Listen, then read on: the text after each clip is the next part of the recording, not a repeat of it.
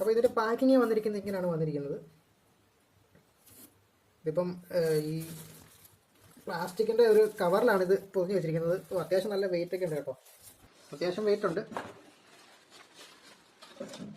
അപ്പോൾ നമുക്കിത് ഒന്ന് ഓപ്പണാക്കി ഇതിൻ്റെ വിശേഷങ്ങളൊക്കെ ഒന്ന് നോക്കാം.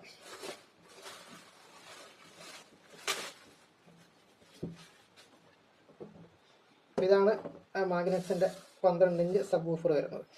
അപ്പോൾ അവരുടെ ബ്രാൻഡ് നെയിമൊക്കെ ഇവിടെ കൊടുത്തിട്ടുണ്ട്, മാഗ്നറ്റ്സ് എന്ന് പറഞ്ഞ്. അത്യാവശ്യം നല്ലൊരു ഇൻഫിനിറ്റി, JBL തന്നെ കമ്പനിയുടെ ഹർമാൻ്റെ ഇൻഫിനിറ്റി എന്ന് പറഞ്ഞൊരു സബ് വൂഫർ ഉണ്ട്. ആ ഒരു സബ് വൂഫറിൻ്റെ മോഡലാണ് ഇത് ചെയ്തിരിക്കുന്നത്.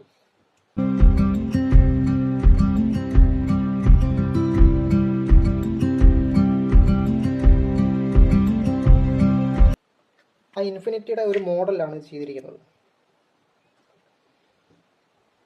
പിന്നെ ഇതിൻ്റെ മാഗ്നറ്റ്സ് എന്ന് പറഞ്ഞു കഴിഞ്ഞാൽ ഇതൊരു ഡബിൾ മാഗ്നറ്റ്സ് വരുന്ന സബ് വൂഫറാണ് കണ്ടോ. അത്യാവശ്യം നല്ല വെയിറ്റ് ഉണ്ട് കേട്ടോ. മാഗ്നറ്റ് സേഫായി നിൽക്കാൻ വേണ്ടിയിട്ടൊരു റബ്ബർ ബീഡിങ് ഒക്കെ കൊടുത്തിട്ടുണ്ട്. പിന്നെ ഇതിൻ്റെ നമ്മുടെ വയർ കണക്ടർ വന്നിരിക്കുന്നത് ഒരു ബനാന ജാക്കാണ് വന്നിരിക്കുന്നത്. നമ്മൾ ശ്രദ്ധിച്ച് കഴിഞ്ഞാൽ കണ്ടോ, ഇതിനൊരു പ്രത്യേകത എന്ന് പറഞ്ഞാൽ നമുക്ക് വയർ സോൾഡർ ചെയ്യേണ്ട ആവശ്യമില്ല. നമുക്കിതിങ്ങനെ പ്രസ് ചെയ്തിട്ട് ഇതിലേക്ക് ഇറക്കി വെക്കാം. ഇപ്പോൾ JBL പോലും ഇങ്ങനെയുള്ള ഓപ്ഷൻ ഇല്ല. അപ്പോൾ ഇതൊക്കെ നല്ലൊരു പോസിറ്റീവായിട്ടാണ് എനിക്ക് തോന്നിയിട്ടുള്ളത്. നമുക്ക് പ്രസ് ചെയ്ത വയർ ഇതിലേക്ക് കയറ്റി വെച്ചാൽ മതി, സോൾഡർ ചെയ്യേണ്ട ആവശ്യമില്ല.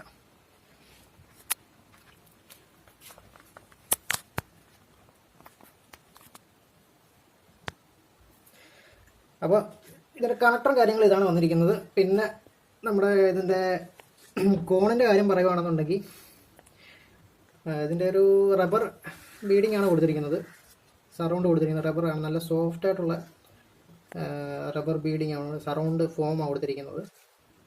ഇത് റബ്ബർ ബീഡിംഗ് ആണ്, സിന്തറ്റിക് ആയിട്ടുള്ള റബ്ബറാണ്. നല്ല സോഫ്റ്റ് ആയിട്ടുള്ള പീസ് ആയിരിക്കും ഇതിന് വരുന്നത്. JBL ഒക്കെ അതേ ഒരു പഞ്ച് തന്നെ ഇതിൽ നിന്ന് കിട്ടും എന്നാണ് തോന്നുന്നത്. നല്ലൊരു വർക്കിംഗ് കിട്ടുമെന്നുള്ള പ്രതീക്ഷയുണ്ട്. എന്തായാലും വർക്കിംഗ് വീഡിയോ കുറേ ഇടുന്നതായിരിക്കും. പിന്നെ ഇതിൻ്റെ പേപ്പർ വന്നിരിക്കുന്നത്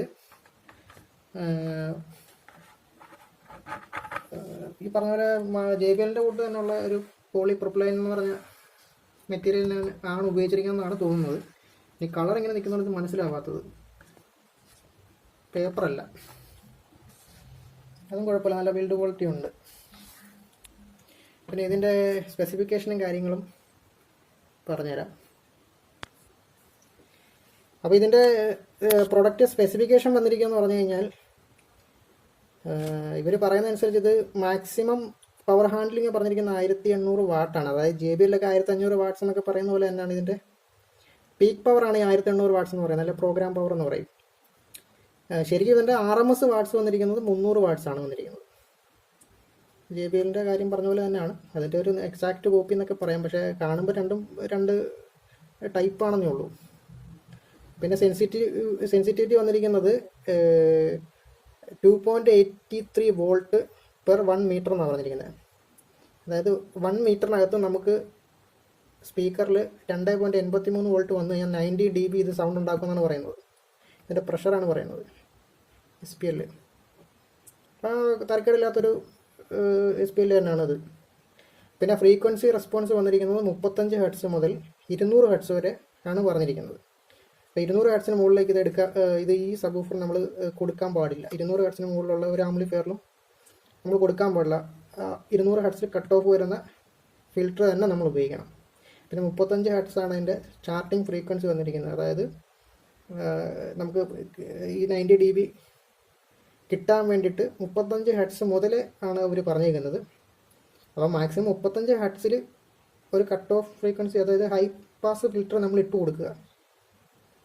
അതുപോലെ തന്നെ 200 ഹെർട്സിൽ ലോ പാസും വരണം. അപ്പോൾ അങ്ങനെ നമ്മളൊരു ഫിൽറ്റർ ഡിസൈൻ ചെയ്ത് കഴിഞ്ഞാൽ ഇതിന് നല്ല വർക്കിംഗ് ആയിരിക്കും.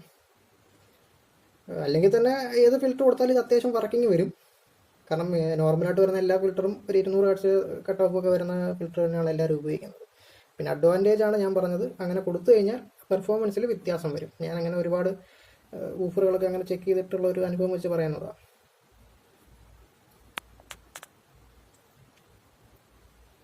പിന്നെ ഇത്രയൊക്കെയാണ് ഇതിൻ്റെ പ്രത്യേകത വന്നിരിക്കുന്നത്. പിന്നെ ഇതിൻ്റെ വില ഞാൻ എക്സാക്റ്റ് MRP ഞാൻ പറയുന്നില്ല, കാരണം ഇത് പല ഷോപ്പിലും പല വിലയാണ് ഇതിന്. അപ്പം ഞാൻ വാങ്ങിച്ച ഷോപ്പിലെന്ന് പറഞ്ഞു കഴിഞ്ഞാൽ എനിക്ക് ഏകദേശം 2500 രൂപയ്ക്ക് താഴെയാണ് ഇതിന് കിട്ടിയിരിക്കുന്നത്. ഈ സബ് എനിക്ക് കിട്ടിയിരിക്കുന്നത്. ഞാൻ എറണാകുളത്തുള്ള ഫെൻഡ ഇലക്ട്രോണിക്സ് ആണ് ഇത് വാങ്ങിച്ചിരിക്കുന്നത്. അപ്പോൾ അവിടെ ഇന്ന് ഞാൻ വാങ്ങിച്ചപ്പോൾ എനിക്ക് 2500 രൂപയ്ക്ക് താഴെയാണ് ഇതിന് വില വന്നിരിക്കുന്നത്. അപ്പോൾ ഇത്രയൊക്കെയാണ് നമ്മുടെ ഈ സബ് വൂഫറിൻ്റെ പ്രത്യേകതകളെന്ന് പറയുന്നത്. എന്തായാലും ഇതിൻ്റെ ഒരു വർക്കിംഗ് വീഡിയോയും കൂടെ നിങ്ങളെ ഞാൻ കാണിച്ചു തരാം.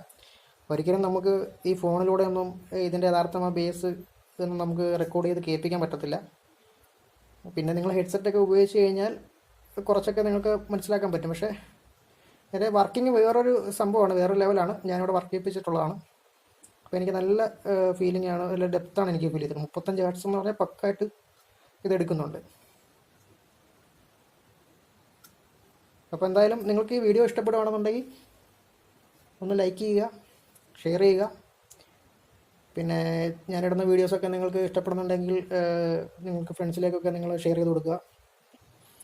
പിന്നെ ചാനൽ സബ്സ്ക്രൈബ് ചെയ്ത് സപ്പോർട്ട് ചെയ്യുക. അപ്പോൾ ഇങ്ങനെയുള്ള ഇൻഫോർമേറ്റീവായിട്ടുള്ള വീഡിയോസൊക്കെ ഞാൻ നിങ്ങൾക്ക് വേണ്ടി ചെയ്യുന്നതായിരിക്കും. ഓക്കെ, നമുക്ക് മറ്റൊരു വീഡിയോ കാണാം. Bye.